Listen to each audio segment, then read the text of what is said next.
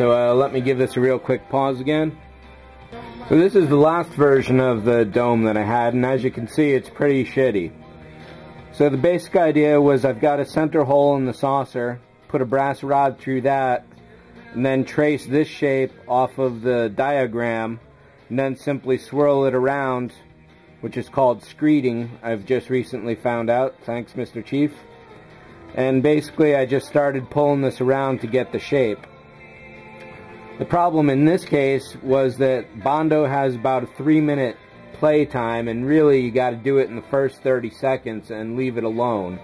And I just kept pushing the shape around far beyond its set time, and I got this mess.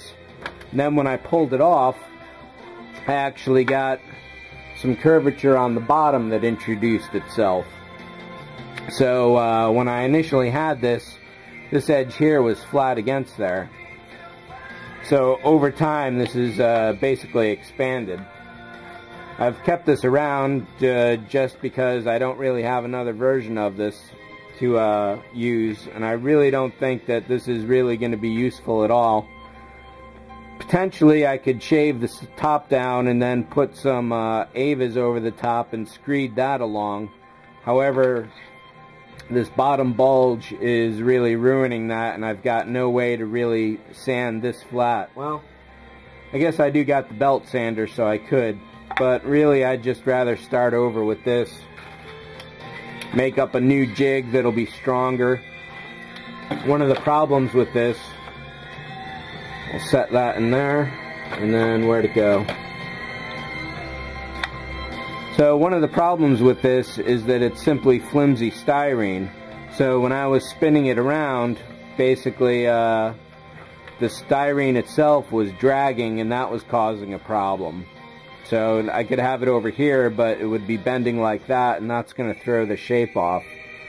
So for the next one I'm thinking about doing is basically putting a crossbar across the top and then another one on the side, so I'll be able to push it along and get a much better basically swivel to it.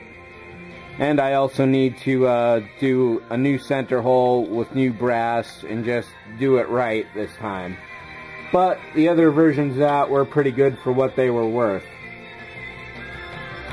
So finishing off the secondary hull and the upper hull just leaves the engines and a lot of details that I gotta make.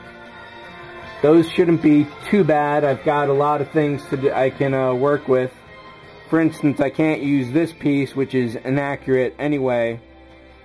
So getting a series of concentric rings and just setting them at different depths, the proper depths for what they should be, will produce a much better piece than this one.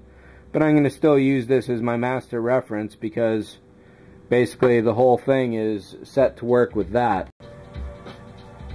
So I'll make this the last note.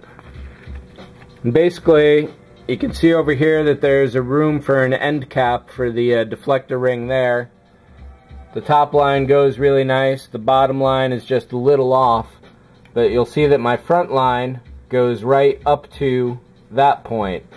So what I may have to do is chop down 1/8 or 1/4 inch off the front entirely. Just eliminate that much material so I can do that as a front cap that would be cast separately.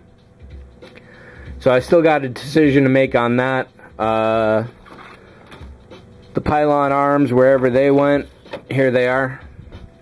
Obviously this is too long. I'm going to keep these at their length until I absolutely have to cut them down. And I guess that's pretty much it. So a lot of different parts are in a lot of different pieces of good shape, but there is still a ways to go, and getting my hands on a lathe or finding someone who is willing to turn some engines for me is definitely a critical step that needs to be done. And I've got some tricks for how I'm going to get that done, which I'll talk about when I do finally get them. So I think that's pretty much it for this one. This may be the last update on this for a while because I'm pretty much getting to the point where I can't do much more. And everything I've shown up to now pretty much shows where this needs to go and the processes that are going to be involved to get there. So that's it for this one. Thanks for watching. I appreciate it. See ya.